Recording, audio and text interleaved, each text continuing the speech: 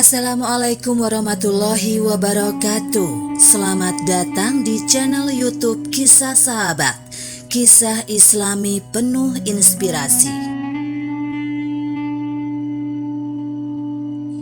Kisah Nabi Sulaiman masukkan semut dalam botol dengan sebutir gandum selama setahun.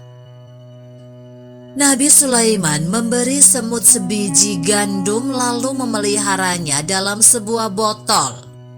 Setelah genap 1 tahun, Sulaiman membuka botol untuk melihat nasib si semut. Nabi Sulaiman bin Daud adalah satu-satunya rasul yang memperoleh keistimewaan dari Allah Subhanahu wa Ta'ala, sehingga bisa memahami bahasa binatang. Dia bisa bicara dengan burung hudhud dan juga memahami bahasa semut.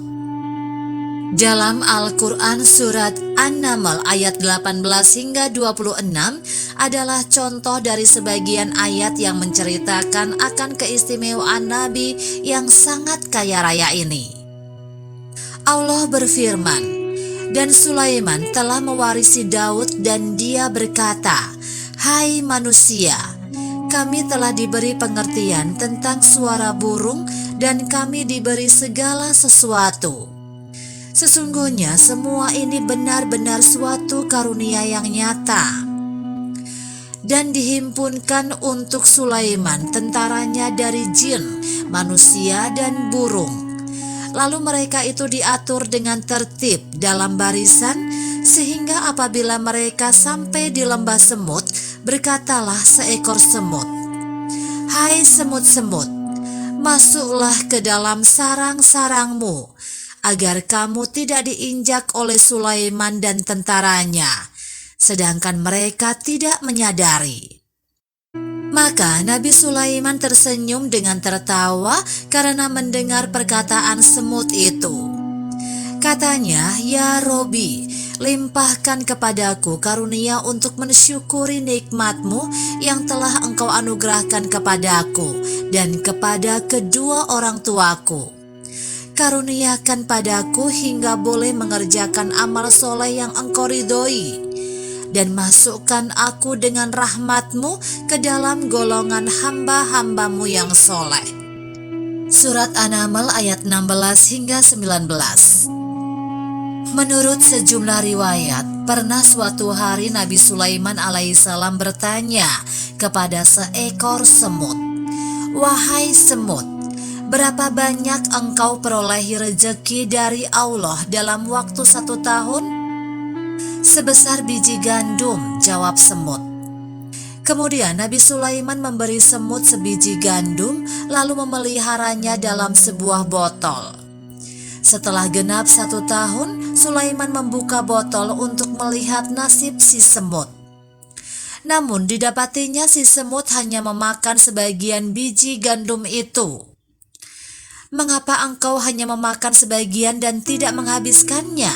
tanya Nabi Sulaiman. "Dahulu aku bertawakal dan pasrah diri kepada Allah," jawab si semut.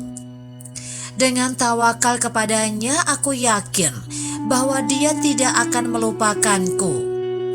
Ketika aku berpasrah kepadamu, aku tidak yakin apakah engkau akan ingat kepadaku pada tahun berikutnya sehingga dapat memperoleh sebiji gandum lagi, atau engkau akan lupa kepadaku. Karena itu aku harus tinggalkan sebagian sebagai bekal tahun berikutnya."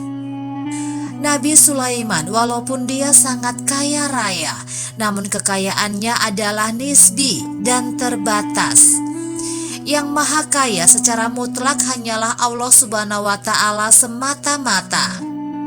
Nabi Sulaiman meskipun sangat baik dan kasih, namun yang maha baik dan maha kasih dari seluruh pengasih hanyalah Allah Subhanahu wa Ta'ala semata. Dalam diri Nabi Sulaiman tersimpan sifat terbatas dan kenisbian yang tidak dapat dipisahkan. Sementara dalam zat Allah sifat mutlak dan absolut.